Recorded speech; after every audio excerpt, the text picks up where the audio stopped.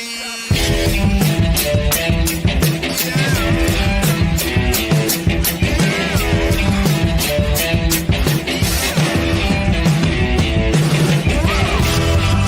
before me, so plus the other side can't ignore me. They just wanna join, say lawyer and change up. Maybe you should flip a coin. They got the trophy waiting for me where I'm going. Put that banner up. The skills here are so intact. I travel to the future when I step back. Hang time like the dock and you might be stacked. But to stop what we got, man, you might need Shaq. They think our confidence is arrogance, but that's just fact. Destiny yelling how we look if we don't scream back. We are cream of the crop, the top tier. That's why they beating on the drums, cause the champs in here. Yeah. Oh, just look at that piece. Yeah. Come on. You would never get in on our level. We go here, we would never settle. So we raise high here, we call it heavy metal. Giving no breaks, yeah, feet on the pedal, top three. Up for any challenge you bring. See the results of the last group that challenged the team. Efficiency is high when you challenge the ring. Matter of fact, hold his L and clean. You deserve it. We don't just dominate, we serving. No guesswork here, we certain. You see the wins and start flirting. We put a ring on it, where's the curtains? Ready. They got me saying I'm hungry. Just look at this piece. You would never get in on our level. We go here, we would never settle. So we raise high here, we call it heavy metal. Giving no breaks, yeah, the feet on the pedal, top three.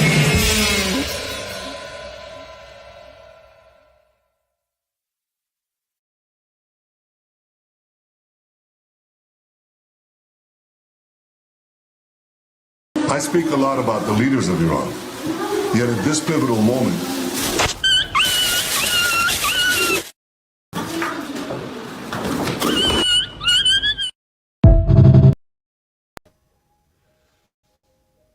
What's up, guys? Welcome to another episode of The Good Faith Show. Happy Wednesday, everybody. I'm your host, Andre Morton, and The Good Faith Show is a part of the ATP Network. Sorry about that. You can catch the ATP Network on YouTube, Rumble, Twitch, and Twitter. And also, too, guys, I got some shameless plugs for y'all, the per usual. Subscribe to my best friend and CEO of the ATP Network, TP. Her cash app is $Liz485. And also, too, Travis, the ATP publicist, his cash app is $K, capital K, borrow 11. And also, too, another member of the ATP Network, Provolone, cash app, Miss Provolone 1967. All of this on the bottom of your ticker. And also, too, subscribe to my podcast, Real Recognize Real, available on all major podcasting platforms. So, how you guys are doing on this Wednesday?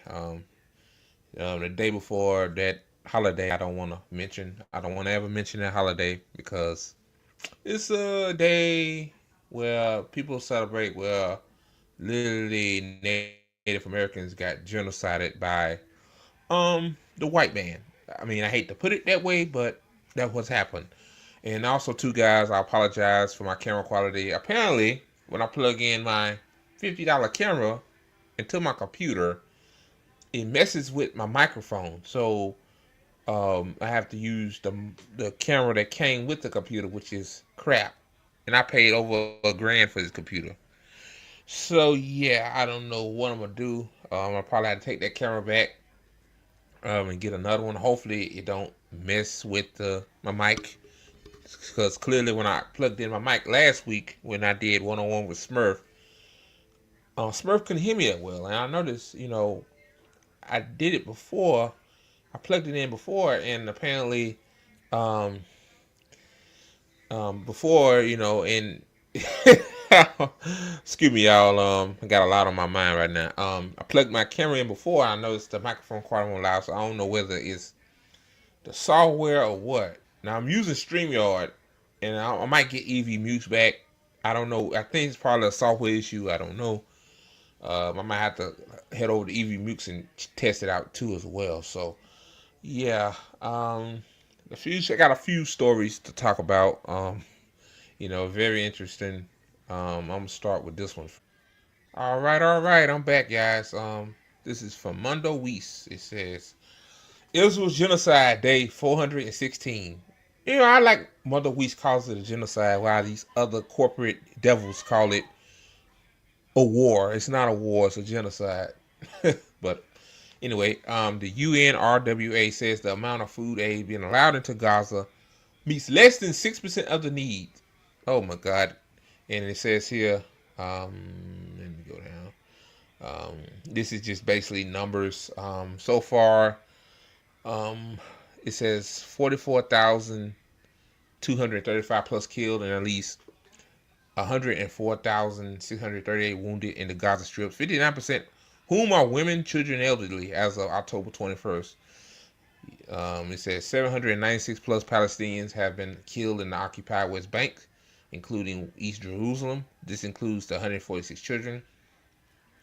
And it says 3,767, they got a miscorrect there, Lebanese killed and more than 15,669 wounded by Israeli forces since October 8th, 2023.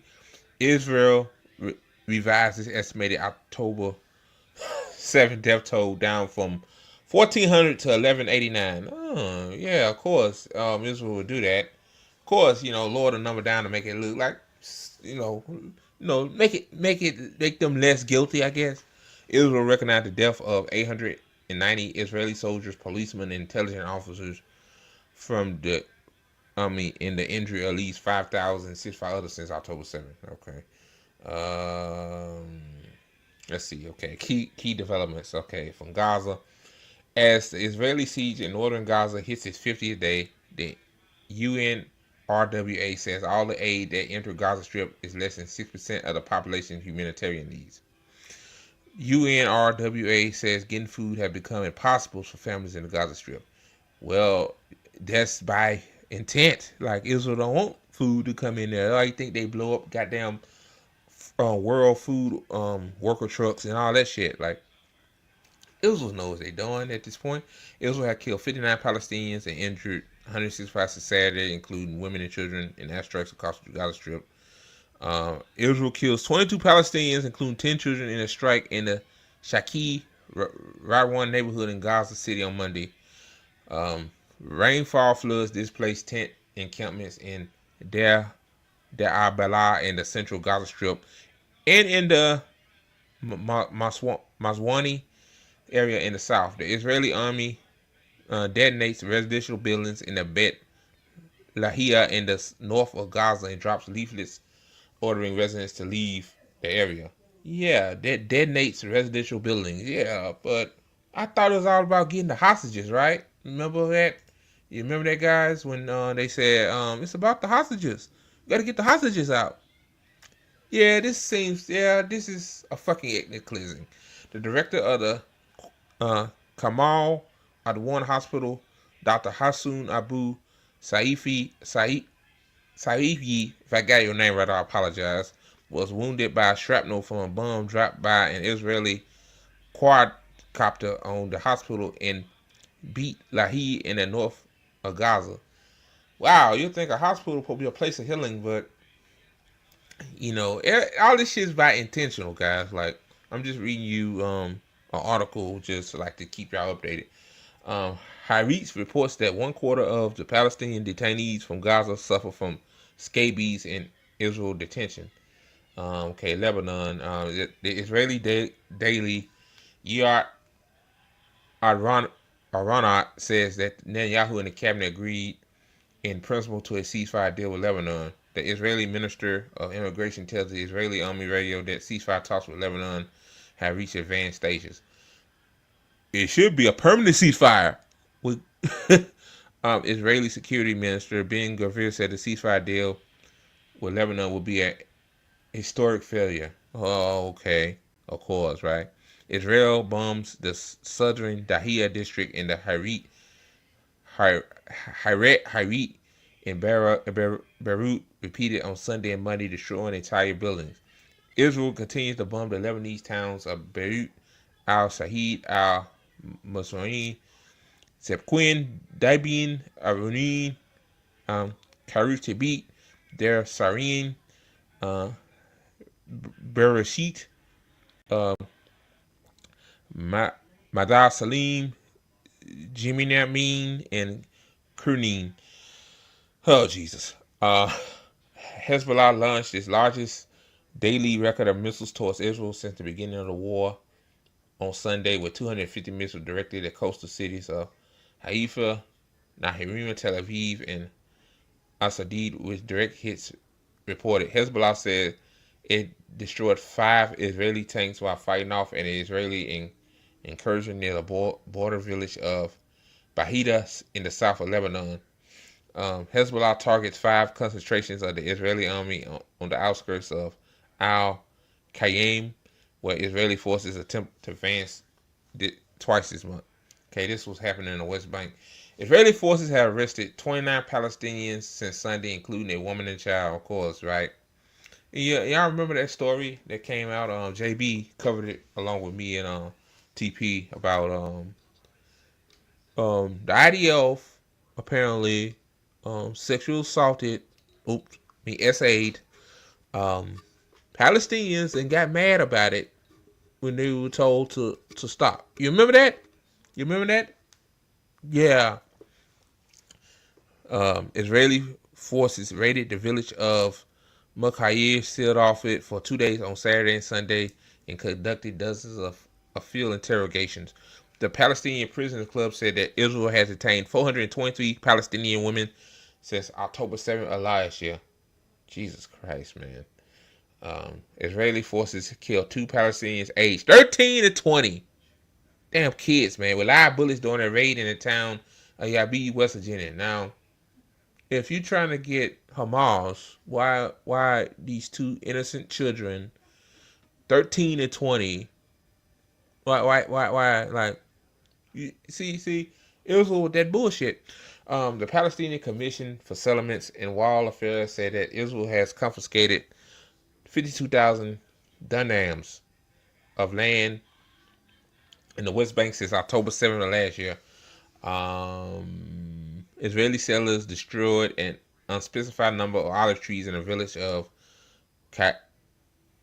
Kali Ilos near Bethlehem. Settlers destroyed 55 olive trees in the village of Laban al Shakir, south of Nablus.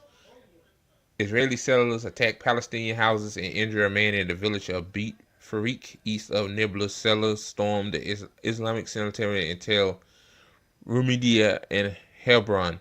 Israeli soldiers stormed the Abrami Mosque in Hebron. Hundreds of Israeli settlers stormed the Al-Aqsa Mosque in Jerusalem.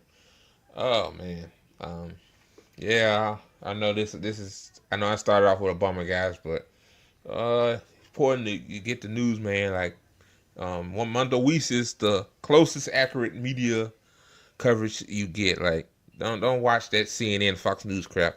It says Hezbollah and Israel escalate fighting as reports says ceasefire deal is close. Wait a minute. Okay. Yeah, okay. So Israel and Lebanon are very close to conducting a ceasefire deal, claiming Israeli reports on Monday after 2 days of intense fire exchange between Hezbollah and the Israeli army over the weekend. On Monday, the Israeli ambassador to the U.S. told Israelis army radio that Israel was close to reaching a ceasefire deal with Lebanon within days, while the Israeli Minister of Immigration told the same radio station that ceasefire talks with Lebanon have reached advanced stages. These Israeli report came as the Israeli daily Israel Hayom reported that Netanyahu held a meeting with key ministers in his cabinet late on Sunday, including a war minister, Israel Katz, strategic affairs minister Ram Damir, and finance minister Basil Smotrich, and security minister Itamar Ben-Gvir, and they agreed to the final details of the alleged deal.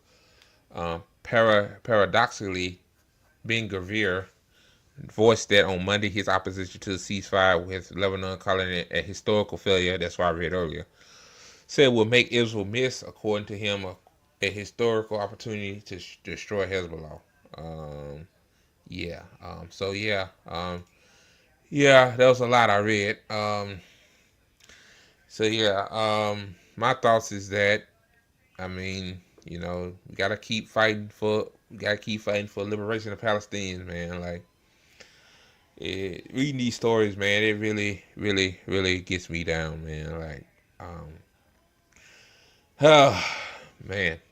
So that's that, guys. On to the next story. Okay, guys, the second story I got here. This is Medhi Hasan's YouTube channel. It says, here's why Democrats need to get a spine. Amanda Seals and Francisca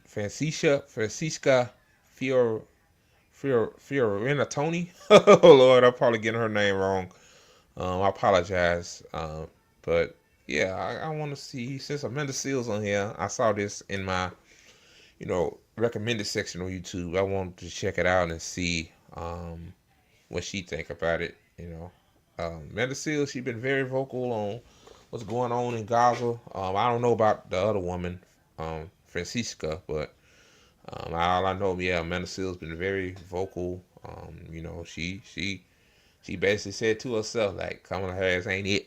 So I can't wait to see how this interview will turn out. I'm gonna start playing it now and pause it in between. I try not to pause much like I used to, because I could see that's kind of annoying. I probably do turn a lot of people off when I do that. I guess it's my autism or whatever. So, all right, guys, here's the video. What did you make when you see all these exit polls that Trump is doing better with black people, with Latinos, with Muslims? Let's not buy into these narratives about Latino men and, black men and all this. Remember who we're actually fighting here, which is the billionaire class. I have a lot of people who are saying to me, well, she lost because this country hates women. That is not a singular issue. The whole idea of a Joe Rogan of the left is silly. JD Vance has the charisma of a pot plant. He's not going to win on his own. I refuse so to believe rude that. To succulents. They have no stance. They have no spine other than to try to serve billionaires differently than Republicans. Yes. Forget about the price of milk. What about the regulation of milk? It's going to be like, nah, yes. that's not legal anymore. Like, this is up because APAC. This is up because corruption. Just to be clear, Amanda, my position also is this is fucked up. Oh. Like damn beginning.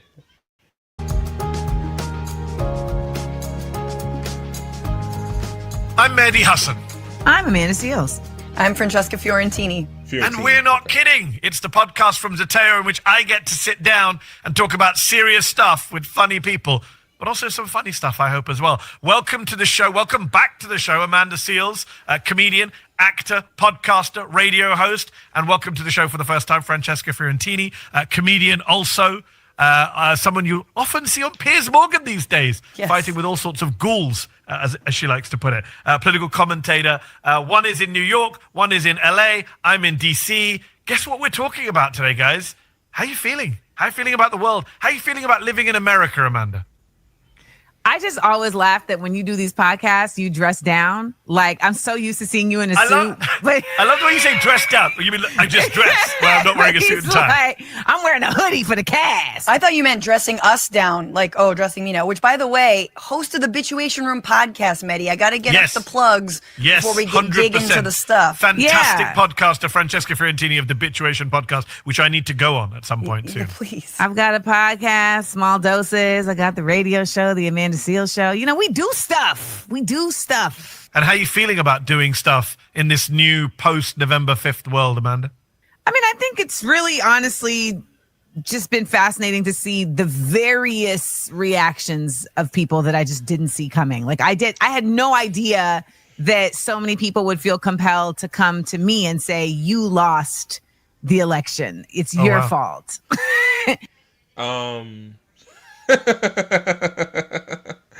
Amanda Seals lost the election because she told the truth about Kamala. Like, I watched Amanda Seals. She was on Instagram a lot at the time. I guess Instagram must have shadow banned her or something, which Facebook is, I'm not going to get into that. But, you know how these platforms are when you go against the establishment. But yeah, it's Amanda Seales' fault. Oh, I'm pretty sure some people, especially some of my family, blame me too because I voted for Jill Stein instead of Kamala Harris. Like, because yeah, I care about women and children getting bummed in Gaza. Yeah, that makes me such a bad person that I decided not to vote for either one of those motherfuckers. But let me get back to the video, man. You and your anti-Kamala rhetoric, which I didn't know that I was doing, but according to them, No, it's called telling the truth. It's not anti-Kamala rhetoric. Again, like the people that always on the right side of history will label as anti-Semitic. We're anti-democracy. We're racist. We're it just that's all these motherfuckers have. Like the motherfuckers on Twitter, the motherfuckers on Instagram, the motherfuckers on TikTok. Like everywhere you go, Blue Sky now. Like yeah, like you think Blue Sky is a safe haven from all of that bullshit. My friend, for example, she's getting attacked now on Blue Sky. I guess apparently they left her alone on Twitter. I guess. Oh my goodness gracious! Like I'm pretty sure they call me a whole lot of names. So yeah, here we go. any challenging of Democrats or any urging of Democrats to do the things that could win them an election was considered anti-Kamala. So yeah, I had someone threaten to fight me. Like I had someone literally text me like, I will smack you when I see you. I will smack the shit out of you when I see you. And I sent her my address. Oh Lord, these people are deeply unserious. See, yeah, I got the same thing. Like somebody said they threatening to they doxed my address. They got my address and they say yeah they're gonna try to harm me. So yeah, I mean like whoever that person is, I don't know how they got Amanda Seals' number, but I wouldn't mess with Amanda. Like Amanda, she'll probably knock your ass out. Whoever that fuck that was. Oh, you said. Well, next time you come on the show, you can let us know how that went. Francesca, have you got into any? Boy, these liberals are mentally ill, bro. Hollering, they on TikTok hollering and screaming. God damn! All because they Slay Queen lost. Now they say they're gonna fight Amanda Seals and one of them probably one of them they call my friend racist and it's just a bunch. Like these motherfuckers ain't well right now. Any proposed fight duels post-election? Sadly, no, not yet. But I can only imagine that continuing to expose myself to the far right on shows like Piers Morgan will inevitably lead to some, leading to the Trump victory because of my critiques around Gaza, or whether it was. One thing that crazy though, I say I'm gonna stop pausing so much. I know. One thing crazy though, conservatives haven't really came at me. I guess a couple when I used to do this on Twitter. Said fuck Israel, I don't do it no more because Twitter will shadow ban you. Even though it's supposed to be a free speech platform. But I digress. But anyway, like I guess conservatives probably don't fuck with me like that because I used to criticize the Democrats, but now they gonna come after me, I guess, on various platforms. Now saying I'm gonna come after Trump because Trump got power. What they don't understand, like I'm post-duopoly. I would call out both sides. Like, see, I guess people think I just hate the Democrats so much that I love Republicans. When no, I hate both of them. Like I used to be a black conservative. I was in a different type of headspace then. But now, yeah, post-duopoly, I'm a communist. Like, I hate both sides. So, I'm hoping I'm gonna let this go on for a while. I'm not gonna pause the guys. I promise.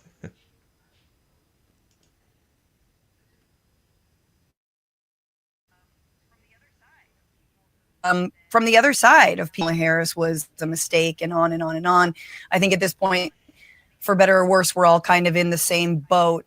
Medhi, I haven't been on your show, but I congratulate you on everything you've done since MSNBC, and yet I was so sad when you were let go, because in many ways you were kind of this like trial balloon for someone like me in the progressive liberal media space. I had a special on MSNBC. So I've been thinking a lot about media and the ways that you see CNN and MSNBC and mainstream news sort of fall back into the, orange man bad mania as they always do, while never giving space to actual deep dive investigative journalism that informs people in a way they should be. That's all gone now because Trump sells and everyone buys into it, and no one's actually doing that deeper work, and it's cheaper. It's cheaper, but at what cost? It's also Yeah, like the same media that gave Trump free press. Trump brings in ratings. Like on CNN did they best when Trump was president back then in 2016 to 2020. That's why MSNBC had Joe and Mika go to his Mar-a-Lago and suck his and lick his boots, lick his shoes, Oh, please mess with Trump, please. Our ratings are in the garbage, but you're the rating king, so please take us in. Oh, Lord. It's all about the ratings, man. The ratings. The advertisers, they don't bring you news. They bring you propaganda and gaslight you. That's all they do. Lazy, right? So we talk about, Amanda mentioned people blaming her. Obviously, there's been a blame game since November 5th. And there should be. We live in a democracy. You're supposed to have accountability. You're supposed to say, okay, what went wrong? Why didn't we win? Why did the voters reject us in this massive way across demographics? Like, come on, man. Like, Democrats have nobody to blame but themselves, bro. You spend $1.5 billion just to get not blown the fuck out, but get mollywopped. Like, it's a big problem. And you can tell by the vibes, like, this year, like, a lot of people say that usually if you have a political channel on YouTube, for example, like, you'll see more engagement, but maybe because we really, really small, maybe, like, let's say, like, RBN or Savvy Sales, maybe they could contest this, but I haven't seen that much. Like, we got to 1,000 subscribers, but people ain't tuning in to politics. And then on top of that, the bread tubers losing subscribers as well. So that tells me that people were tired of getting gaslit by those kooks. And second of all, people just tuned out. Like, I guess people are just tired, man. County, states, Trump put together. We'll talk about Trump in a moment as coalition, but just in terms of the accountability, I feel like, Amanda, you said your friend, or former friend, who challenged you, whoever reached out to you to challenge you. I feel like people were ready. Tell me if you think I'm wrong about this. People were ready with pre-prepared hot takes as to why Kamala won/lost based on the result. And no one actually looked at the result and just started dishing out their takes based on their priors. So you look at John Fetterman tweeting, Dearborn voted for Trump. Well, good luck to you with the Muslim ban. And it's like, well, actually, I don't think you can say that Muslims cost Kamala Harris the election. I know that a lot of Muslim activists wanted to say we cost Kamala Harris the election over. You could say Muslims cost her Michigan, but no, they didn't cost her the election. What really cost her is the voters that came out for Biden in 2020 sat on the couch in 2024 because they realized that price of eggs is almost $5 for 12. Gas prices, well, they went down a little bit, but they still aren't cheap. My fucking light bill and gas bill is higher than it once was before 2020. And rent is taking damn near almost all my paychecks. So that's why people sat on the couch in this election season or voted for Jill Stein. And also, too, the genocide in Gaza. That's why the Muslim voters, that's how Medhi said, he's Arabic Muslim himself. The Muslim vote, that's why they either voted for Trump or they voted for Jill Stein. For Gaza, we could talk about Gaza, but like, they lost across the board. She lost every swing state. Yeah. She lost with Latinos. She lost across demographics. And I just feel like people just come along with these takes being like, you're to blame, this person's to blame. It's so lazy fundamentally. And cable news goes to all these They had Hillary Clinton, one of her guys, on the show talking about why. Shut up! You lost in 2016. Why are you on the show in 2020?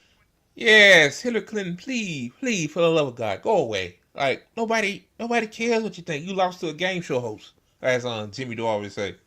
Like if you lose to a game show host, you don't really need to be talking, like because you're a loser. Like nobody respects losers.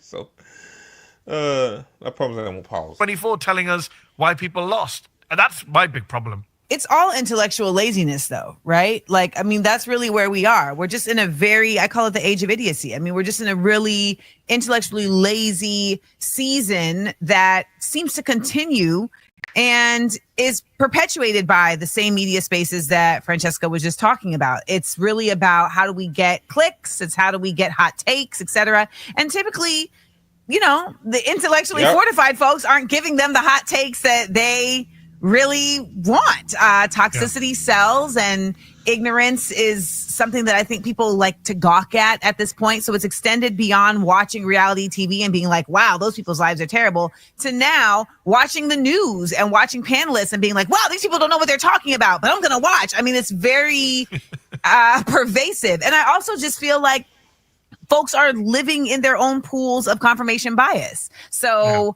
I have a lot of people who are saying to me, well, you know, she lost because this country hates women.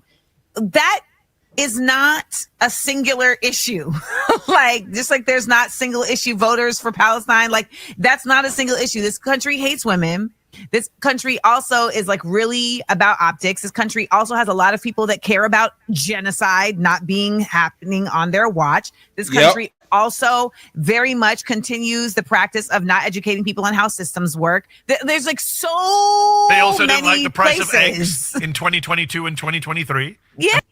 Exactly. I agree 100% with Mental Seals on that. Yeah. Because Kamala was a woman, it's not the only reason why she lost. Yes, some people are just some misogynist motherfuckers. Like, I mean, what can you do about that? I mean, you're thinking 2024, as they said, the year of our Lord 2024, that people will be over that shit. But yeah, but that's like what 3% of the country. Like, fuck those idiots, man. But that she said genocide, like people got their phones. See the phones? They got their phones. People on Twitter, people on Instagram, people on Blue Sky.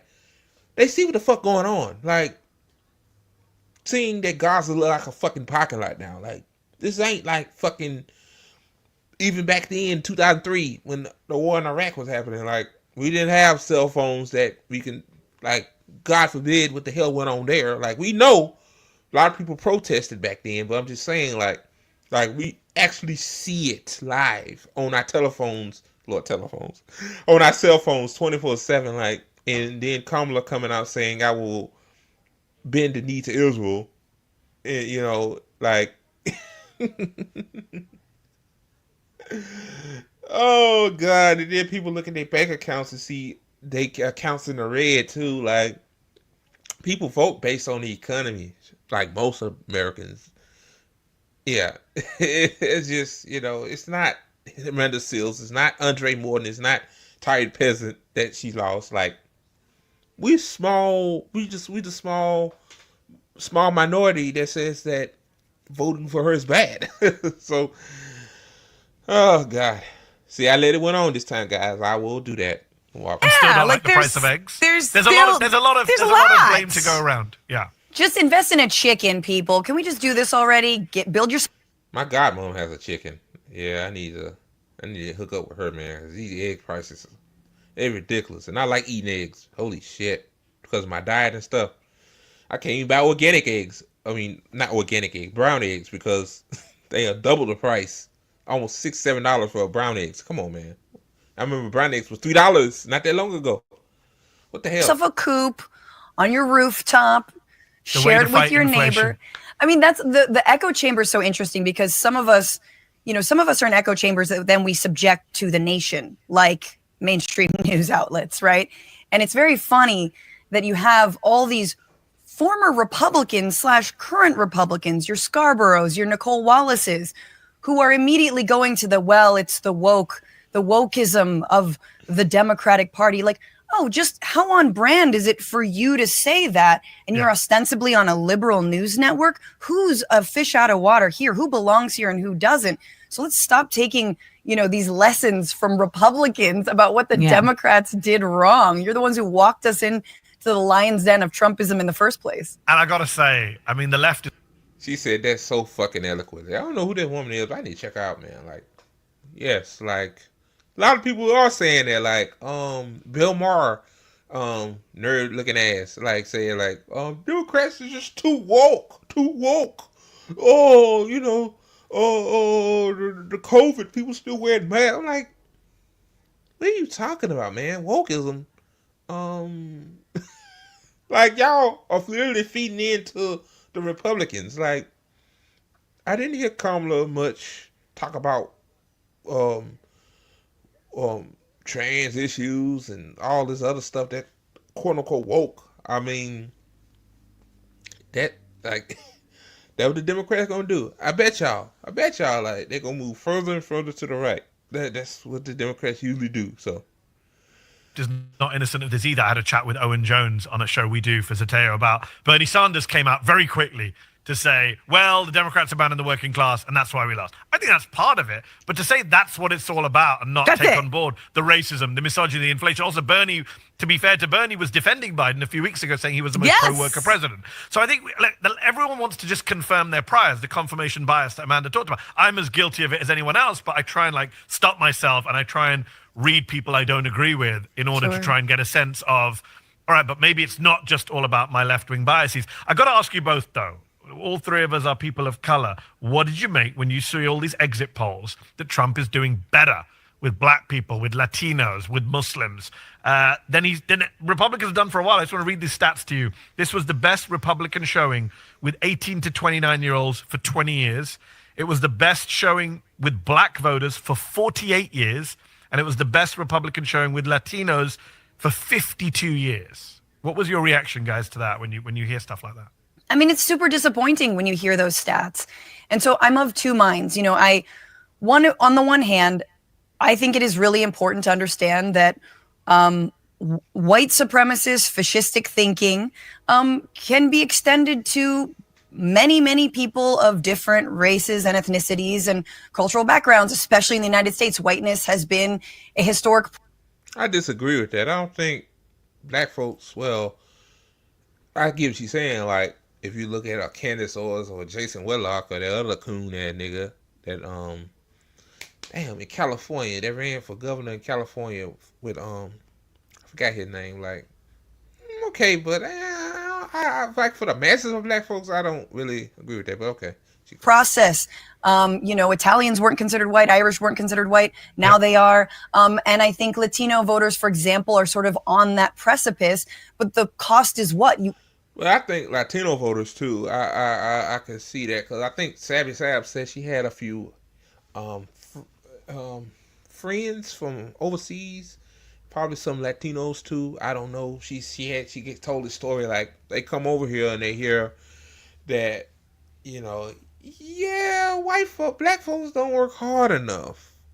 So some of them say like. Obviously, that's a stereotype. Black folks is the hardest working motherfuckers in this country. Like, I don't care what nobody say, besides the immigrants. Like, they come over here and work their asses off too. I gotta give them credit when credit's due. The same immigrants that Trump is trying to deport, which did Florida and Alabama did that? And like Florida now, like you had 2 hurricanes to hit your state, and I bet you need those fucking immigrants now, huh? Motherfuckers, like in Alabama too. So yeah, like black folks too. Republicans did a great job of saying, see, those immigrants coming over here, they're using your tax dollars and they getting all this free stuff, which is not free. We paying it with our tax dollars, but yeah, I can see what she's saying. Okay, I understand now. Just right now. Yeah, it's very infuriating because a lot of black folks, even some of my cummies on the LDBCs, talking that same shit, saying that these immigrants coming over here, they in Chicago and New York, and and they getting all this food vouchers and all these hotel stays. I'm like, you blaming the wrong people. Like, you blaming the wrong people. Like, it's not the immigrants' fault that they're getting the treatment that we should be getting. It's the politician's fault. It's the corporation's fault. Well, it's the corporation's fault more than the politician's fault. But I'm saying, like see, that's why independent channels like mine is important, and RBN and Do This, and it's like, we actually telling y'all the truth. Like, y'all believing the hype from the right, and some of the liberals too saying the same shit. So yeah, okay, it makes sense now.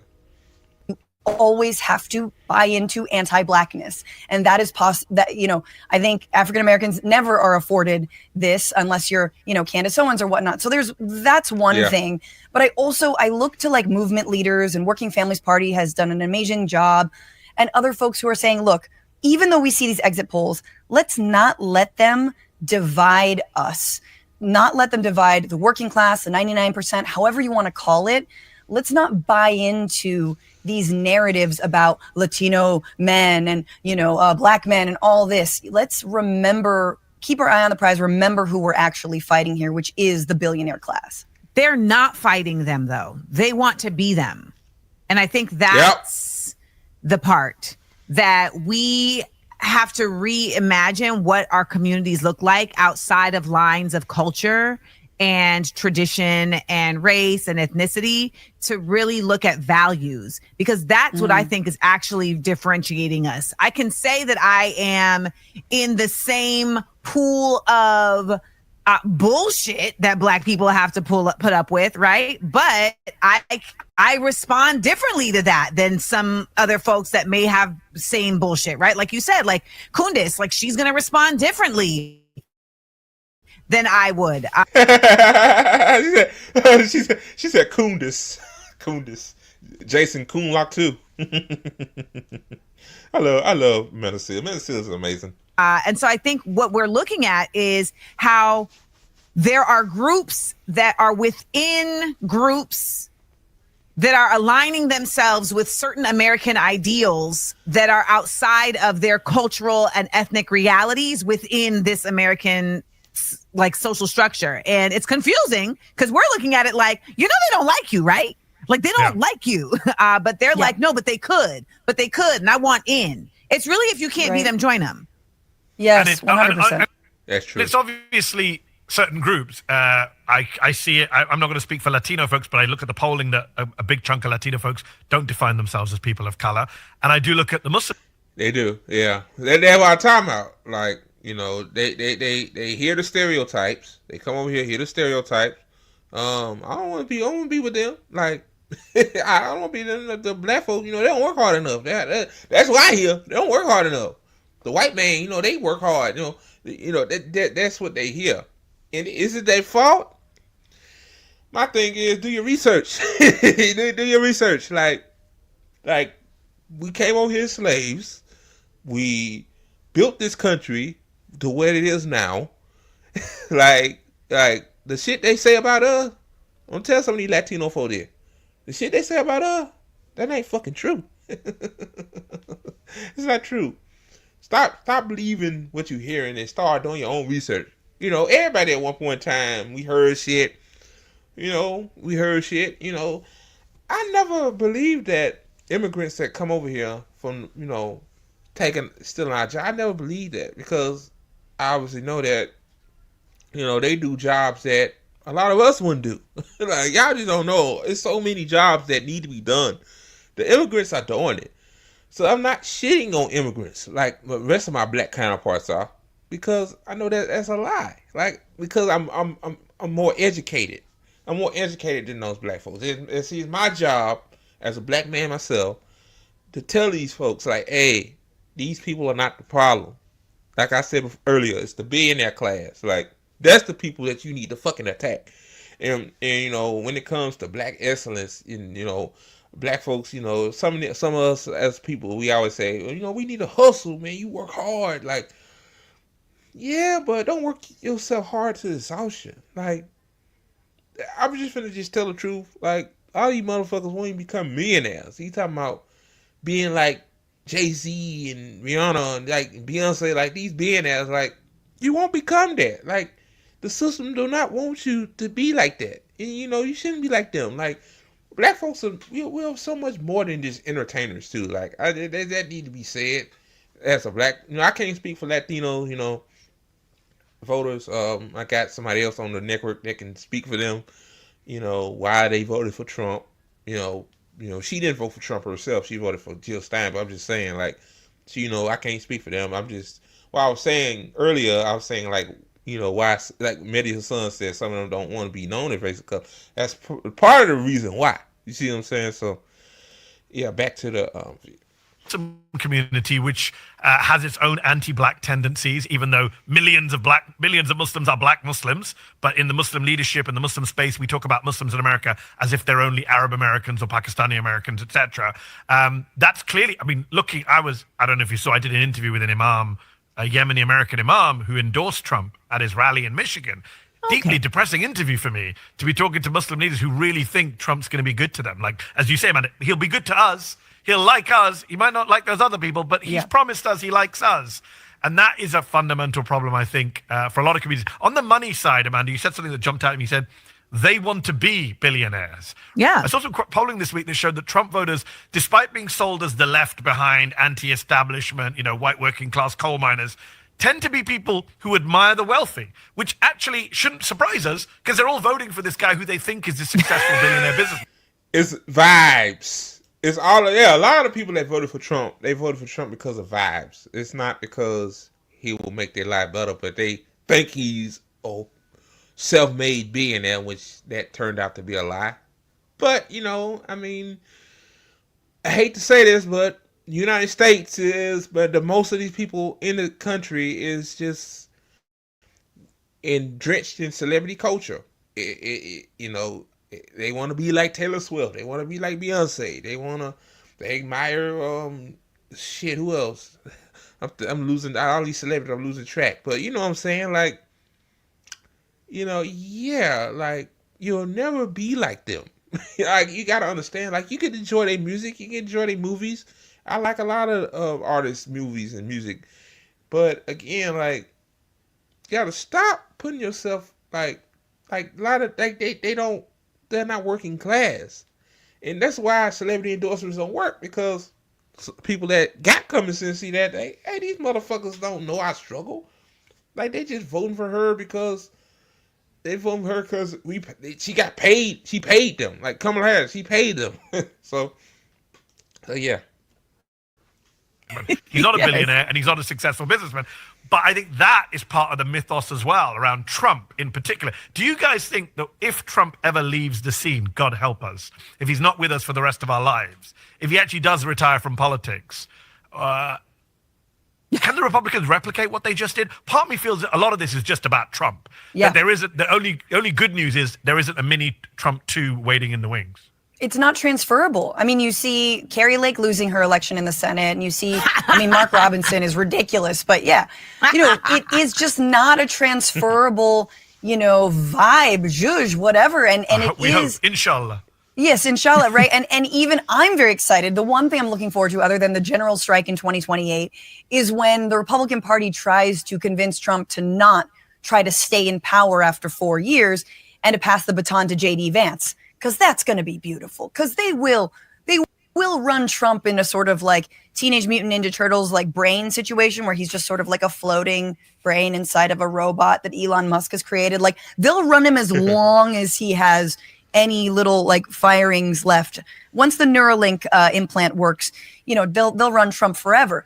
But like, so I am looking forward to that future fight. I mean, the big question is, does he actually vacate the scene? Some of us think actually he's the kind of guy who would happily run for a third term if he can find a way to justify it. J.D. Vance has the charisma of a pot plant. He's not going to win on his own. I refuse. So to rude to that. succulents. I know, so rude to succulents. Very one question I do want to ask you before we talk about the future, and I do want to talk about what's coming next. Wait, I didn't get to say anything about that. Please, talk about succulents. I prefer succulent. Because I was about to go in. No, like, we saw technology advance. We've seen technology advance at like this astonishing rate, right? And it's advancing at a rate faster than ever it has before. And I just have this feeling that now we're watching like the process towards the collapsing of this whole thing start to also pick up speed, in the sense that this is the first time that I ever felt that ignorance was not bliss, and that it was actually knowledge that had a lot of people that I knew feeling very at peace with whatever happened, because they knew that whether it was Trump or Kamala, the system itself, the establishment itself, is incredibly dysfunctional. And I know that 4 years ago, I didn't even know that. Like 4 years ago, I as just like I'm a knowledgeable person, but as an entertainer, I wouldn't have considered myself someone who was politically savvy. And 4 years ago, I did not have common. Yeah, same here. I was the same way. Like, I wasn't the way I was 4 years ago. I kind of like knew the way the system worked, but I didn't really understand it. I thought you could change the system from within. Like, I thought, hey, the system just broken. Over time, corporations got greedy over time. But no, it didn't meant to happen that way. So I understand what she's talking about. And I was a socialist Democrat then. So knowledge about the complete dysfunctionality of this government. Whereas I find myself now amongst a lot more people on a regular level, like not like Medhi, who is like involved in this thing, like just regular people who are like, this shit is fucked up. And let me tell you why, right? Not like, oh, this is fucked up because inflation. Like, this is fucked up because APAC. This is fucked up because corruption. This is like, so I do believe that there's a certain level of like, yes, Trump, yes, Republicans, but there's a bigger thing happening here where more people are starting to see beyond the limitations of like just Trump being a problem or even Republicans being a part of the problem, to see, oh, this is an American cultural problem that this country itself is fucked up. Just to be clear, Amanda, despite working in the media as a political journalist for 25 years and working for elite media on both sides of the Atlantic, my position also is this shit is fucked up as the best summary. No, but I'm saying that you, yes, and I appreciate this shit is fucked up is the high. Yeah, that should be the slogan. This shit is fucked up. Damn, I need to say that on Blue Sky. Goddamn. Damn, Mendocille, Medicine, give me an idea. Level of ivory tower version of it, yes. And I think this is, just quickly, it's a moment. Or you could say this shit is fucked up by design. To bring liberals into the fold, those who didn't have that structural analysis, thought maybe Democrats had it together, then look at the $450,000 that was spent to splash Kamala Harris's face on the dome in Las Vegas, the blob, and are like, maybe this wasn't the best use of funds. But I think it's shedding labels like liberal, though, right? It's like, that to me, I think, is part of what has to happen right now. There has to be a lot of shedding, like even like Republicans shedding, like, am I a Republican? What does that even mean at this point? I don't even know what that means at this point to them. They're just a cult, but even the Democrats have taken on cult-like characteristics, especially of Gaza that we talked about earlier. This idea that the reaction to Biden and Harris doing a genocide, refusing to budge on doing a genocide, even when they're told they'll lose key states for doing a genocide, and the reaction from a lot of the voters is to say, you bastards, rather than say, why didn't Biden and Harris budge on the genocide? Right? That's just like Occam's razor. Like, why not? All Kamala could have did, she could have won Michigan. All she had to say is, hey, I'm going to fight for a permanent ceasefire. I'm going to distance myself from Biden. See, she didn't distance herself from Biden enough.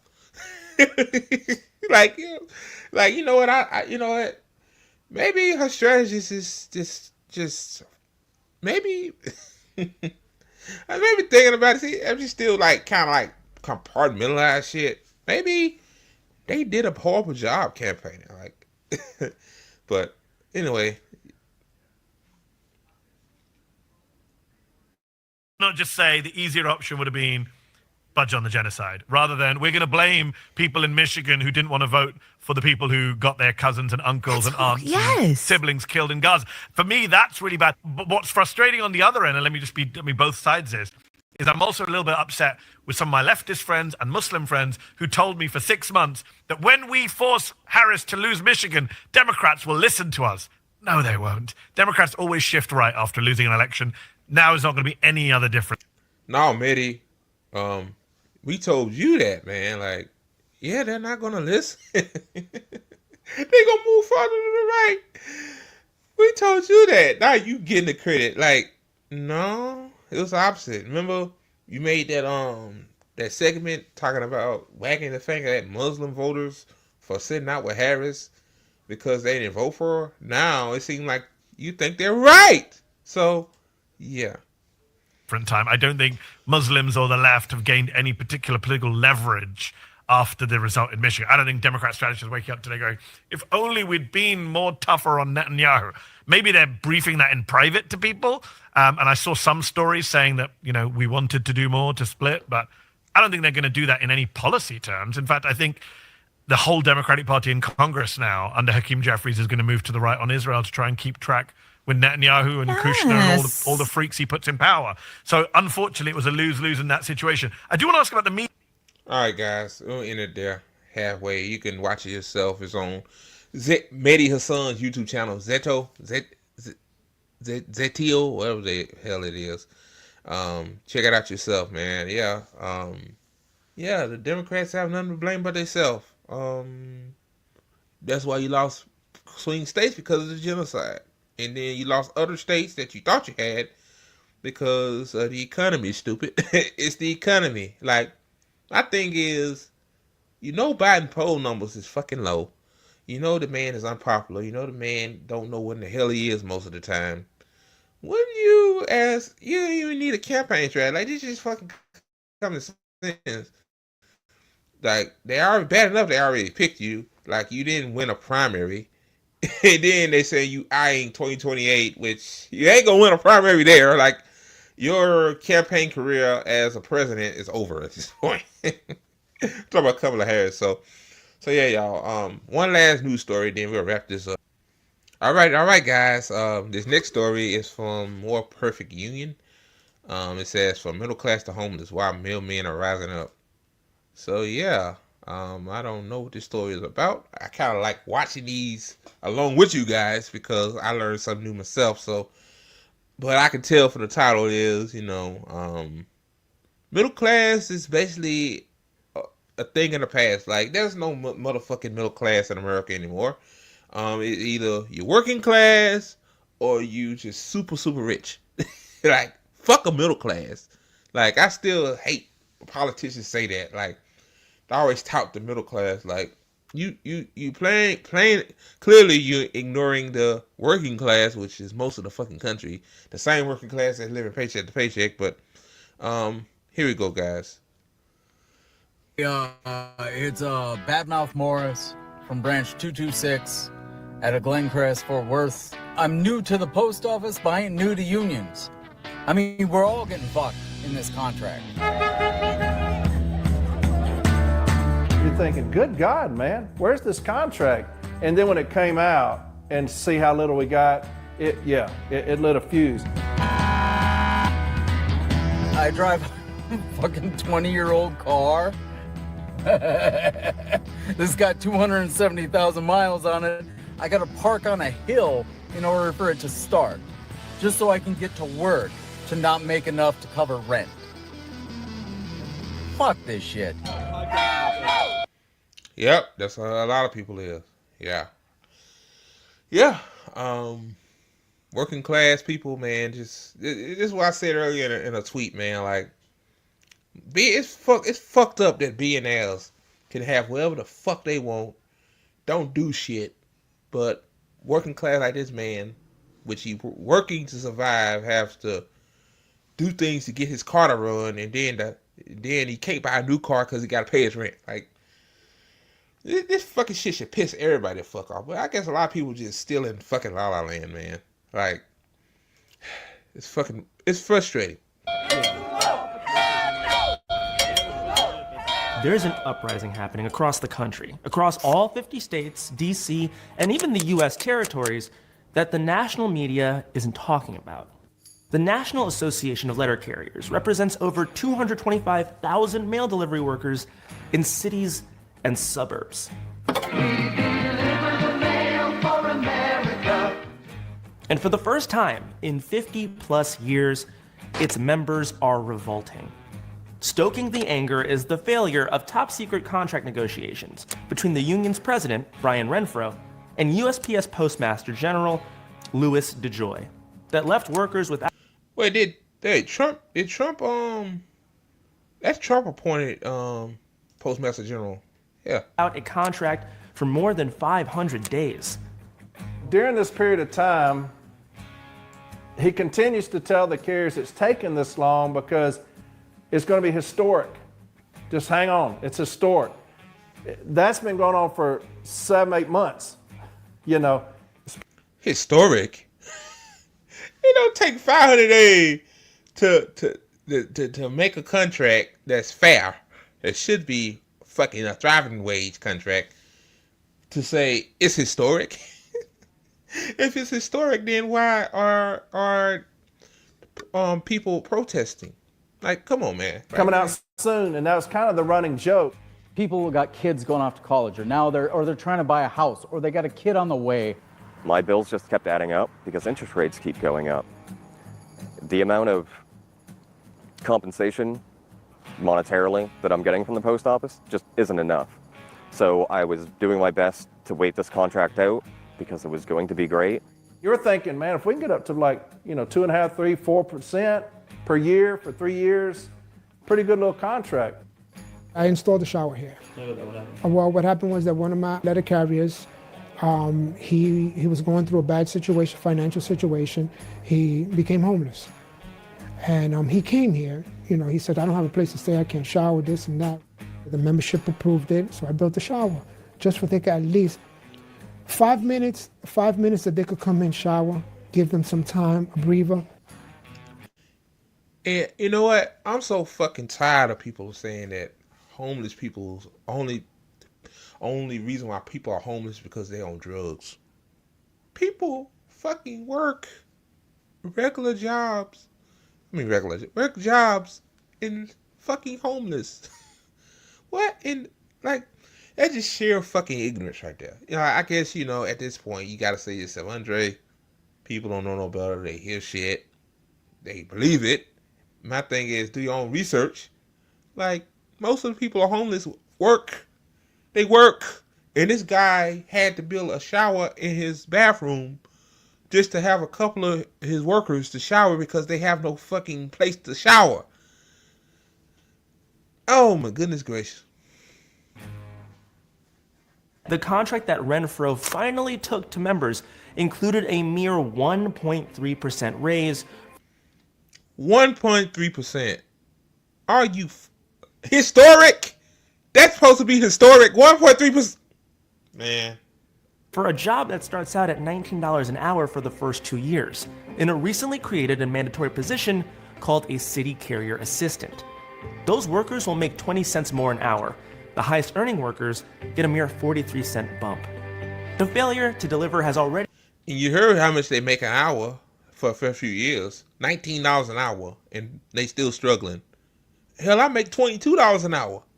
And I'm not struggling, but I am not saving most of that money, or saving a little bit.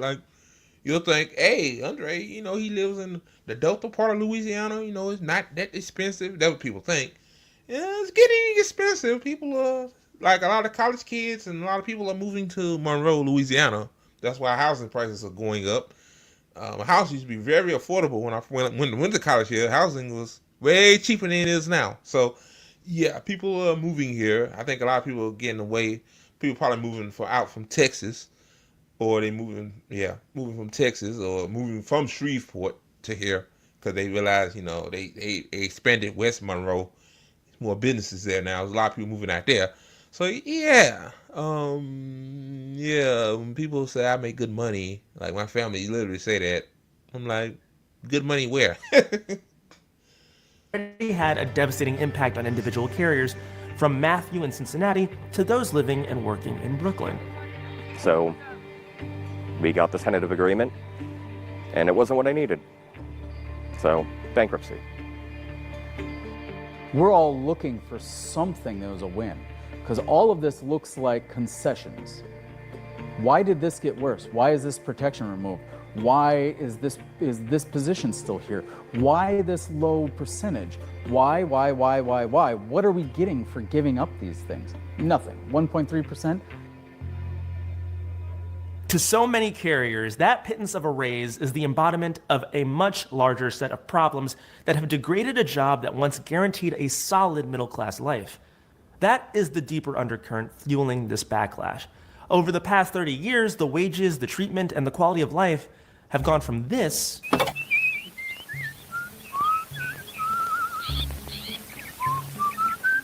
to this.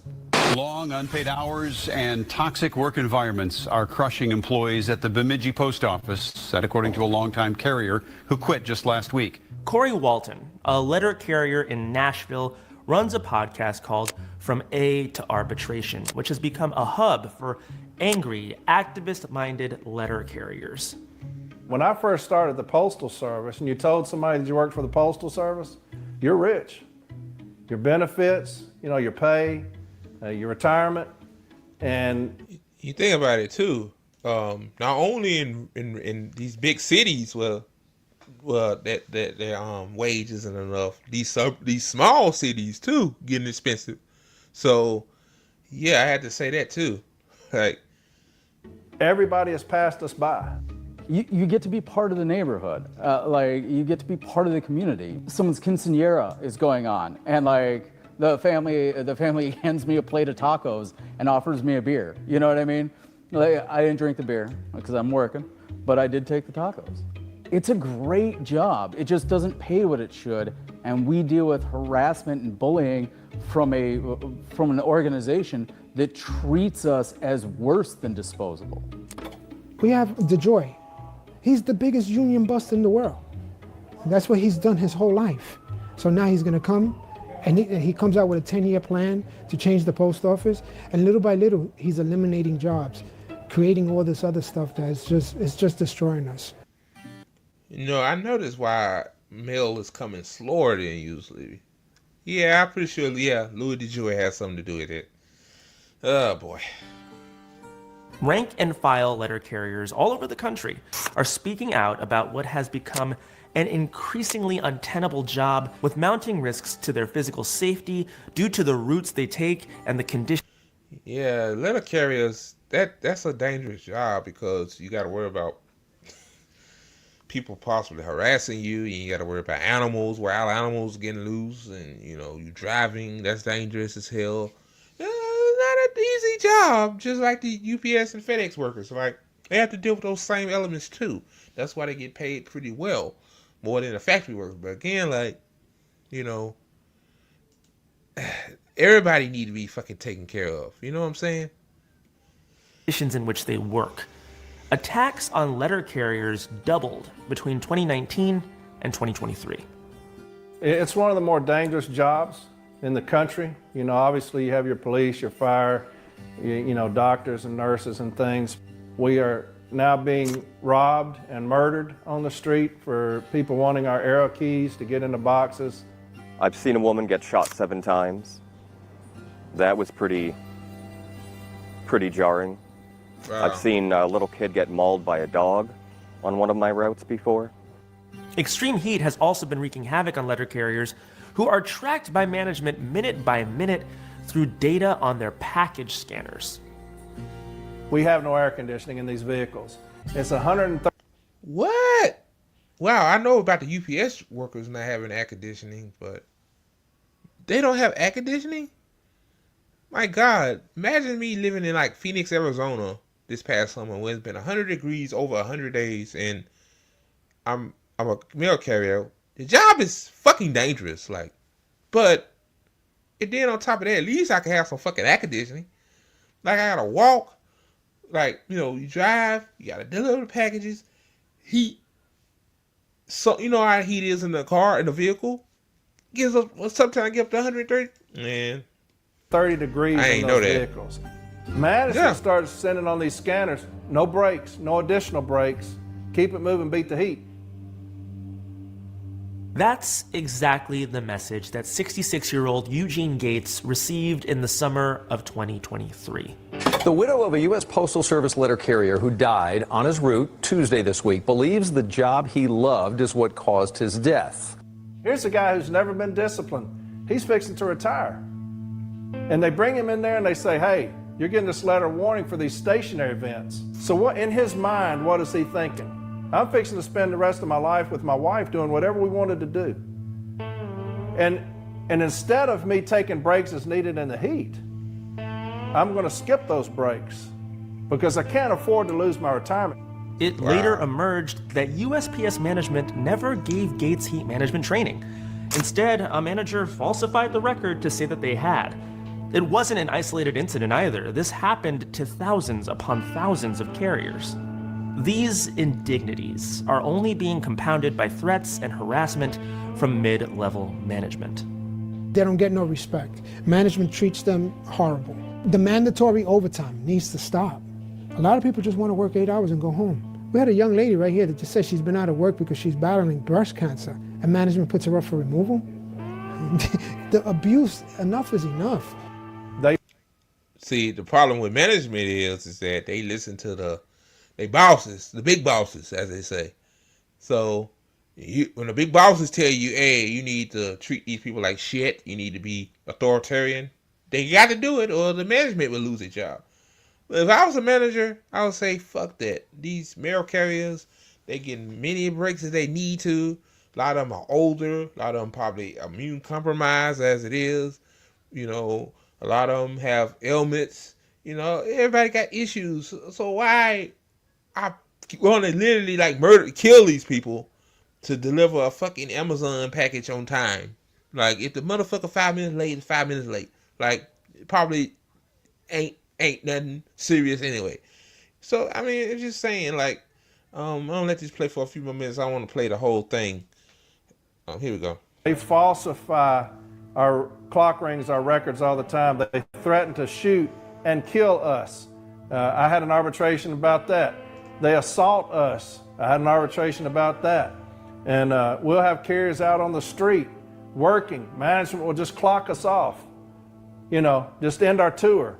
Don't tell us we're out there delivering, not even being paid. We have to catch them doing that. The union is constantly filing grievances and going to arbitration with management over violations of workers' rights. Their anger over this tentative agreement has led to a grassroots vote no movement by membership at all levels, from union branch presidents like John Cruz in Brooklyn to CCAs like Jonathan Morris in Fort Worth. People are pissed. And most of them, they've either blown out their voice from hollering on their own and not having anyone hear them, or they're just waiting for someone else to say it first so they can be like, yeah. The frustration is largely with Union President Renfro. Members believe that his personal issues compromised the contract negotiations. Early on during talks, Renfro all but disappeared for more than a month, offering no updates and setting a tone for what was to come. I'm Brian Renfro, president of the National Association of Letter Carriers. 465 days ago, I made a decision to begin receiving treatment and start the road to recovery from the disease of alcoholism. Addiction is an intense disease, and I have great respect for someone that wants to take care of themselves. But not when you have 277,000 employees waiting for you to do your job. You don't just ghost everybody. But my thing is, I'm gonna end it there. I don't want to play the whole thing. It's just 12 minutes long. My thing is that if you getting help, that's good. Like he said, yeah, everybody should get help. You know, nobody should be addicted to these, devilish endeavors. But I'm saying, like, why they couldn't replace somebody, like replace him until he came back? Like, that doesn't make any sense. So to me, I believe that things were orchestrated behind the scenes to make sure that he go get help. Don't replace nobody. No wonder they had to wait 500 days just for a 1.3% increase. Oh man, see, like no, as Joy DeGruy always says, this system is by design. It's not broken. This system not broken. This system is made for to screw over factory workers, mail carriers, the people that FedEx drivers, UPS drivers, UPS drivers. That's what this system was made to do. So yeah, guys, I got one more story for y'all. Then we're done for sure. Okay, guys, I'm gonna end this off on a lighter note because I think this article is bullshit. This is from Fox News. It says MSNBC was unaware Harris' campaign gave $500,000 to Al Sharpton's group ahead of friendly interview. Now, I think that MSNBC knew what they did. Like they like you could tell most of these interviews was prefabbed. Like they're not that serious. I mean, it's not that. Like I can tell it's bullshit. MSNBC admitted it was unaware that Vice President Kamala Harris's campaign paid $500,000 to Reverend Al Sharpton's National Action Network nonprofit ahead of friendly interview with the Democratic nominee ahead of Election Day. Harris sat down on October 20th with MSNBC Sharpton, an open supporter of Harris in the Democratic Party. Yeah, that's a red flag right there. So if Al Sharpton supports Harris, and then Harris gave his nonprofit a $500,000 severance package, then at that conflict of interest, like I'm not a smart motherfucker, but I kind of know how this shit works. Following Harris's loss to the president-elect Donald Trump, FEC filings revealed that Harris' campaign gave two $250,000 donations to Sharp's nonprofit organizations in September and October. But the MSNBC host did not inform viewers of the contributions or the conflict of interest before and after the interview. MSNBC was unaware of the donations made to the National Action Network, the MSNBC spokesperson told the Washington Free Beacon, which first broke the story. It says the Free Beacon added that Sharpton did not inform network brass that his nonprofit received money from the Harris campaign. MSNBC declined to say if Harris will face consequences, according to the report. He won't face consequences. MSNBC did not respond to multiple requests for additional comment from Fox News Digital. Yeah, I love to see rivals, get more information from rivals. Al Sharpton appeared in MSNBC recently as Monday on Morning Show. I think that's it. So yeah, man, like I believe MSNBC knew that. I think they knew. They know stuff. Like, of course they're gonna deny it. Like, oh, we didn't know that. The Harris campaign bribed Al Sharpton to give her a nice softball interview and not question her on her lack of distancing herself from Joe Biden or shaking hands with Dick Cheney and Liz Cheney. Yeah, like this system is just fucking disgusting, man. This is why corporate media, that's why people do not have trust in these motherfuckers. And they rightfully so, because people know they're getting gaslighted by the media. Some people like it, like, the coats on the red and the right and the red and the blue. Like they love getting their dose of Fox News or their dose of MSNBC, but most of America, me included, can see through the bullshit. So, okay, guys, that's the show. I hope you guys enjoyed on this nice Wednesday. Tomorrow is Gobble Gobble Day. Oh, God. That's what I call it. Really, tomorrow is nothing but just who eats the most plates of food and watch football. Like, I mean, like, a lot of people really don't. I don't celebrate it. I'm not eating that shit. I'm eating Italian food. So, I don't celebrate that day anymore because I'm part Native American. I'm Cha-Cha. So, and then on top of that as well, like, yeah, a day of basically, people are celebrating a day of genocide and they don't even know it, unfortunately. So, all right, guys, shameless plugs once again. Support Ty Peasant. Her cash app is $Liz4285. My podcast, Real Recognize Real, available on all major podcasting platforms. And donate to Travis, our publicist. His cash app is KBarrow11. And Provolone, one of our members of the ATP network as well. Her Cash App is $ Miss Provolone 1967. And also, too, guys, like the video. I forgot to say it early in the video, because when y'all like the video, we actually get views, because YouTube do not like our channel. They rescinded one of our strikes because they knew that was full of shit, like third party content. Like, really, I checked that to see if was it like content ID and was it. So yeah, YouTube want us off here as quickly as possible because we grew so fast, and also too that they don't like what we gotta say. Like, but that's why there's always alternatives. Follow us on other platforms as well, Rumble and Twitch and stuff like that. And also too, we got a backup YouTube channel. Again, you never know, another copy strike for bullshit, which means the next one is 2 weeks without live streaming or posting anything. Like, YouTube made it even more strict. It used to be you couldn't live stream for 2 weeks. Now, them sons of bitches made it harder to say, hey, you can't even upload clips for 2 weeks, so you can't post YouTube shorts for 2 weeks.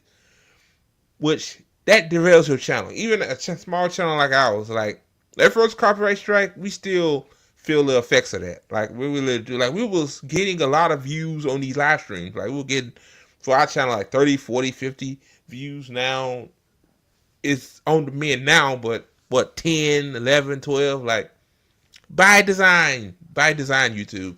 But, I'll keep posting, I'll keep speaking truth to power on here. This is the biggest platform to do that, so I'm not going anywhere. And also, too, and also follow me on Blue Sky, ConradDre.BlueSky.social. I always, I'm going to be more raw and uncut on there, till they kick me off. Because I really don't care about Blue Sky like that. After I heard that they taking down Palestinian accounts, calling them spam and all that shit. Yeah, man. All these platforms ain't shit, man. It's just Blue Sky. The reason why Blue Sky growing fast as it is because of fucking liberals got butthurt over, got butthurt over Trump victory, and they see Elon Musk as a Trump sycophant now. So, yeah, I mean, a lot of people said the terms of service, but yeah, I'm pretty sure Twitter been using people's data for AI and all that shit. That's how Grok work. Grok is Twitter's AI. When I type in somebody's name on Twitter, it knows what they talk about and what they stand for. They've been collecting your data. All our data is collected at this point. What? You don't think Jack Dorsey and Blue Sky's collecting your data? Okay. But you can't tell people nothing. It sucks. I don't want my data collected either, but it is. So, all right, guys. I hope you enjoyed that. I did. Like the video again. Stay safe tomorrow, guys. Don't drink and drive. If y'all gonna drink, man, don't drink and drive. Ain't wrong with drinking. Holiday. Well, ain't a holiday to me, but a lot of you is holidays. Just do it safely. Drink responsibly, and don't overeat either, man. Overeating ain't good. Don't be like me, like I was in 2020. I weighed almost 400 pounds, so I was a big ass motherfucker. So, thank you guys again for watching the ATP Network and watching the Good Faith Show. I'm Andre Morton signing out. Have a good one.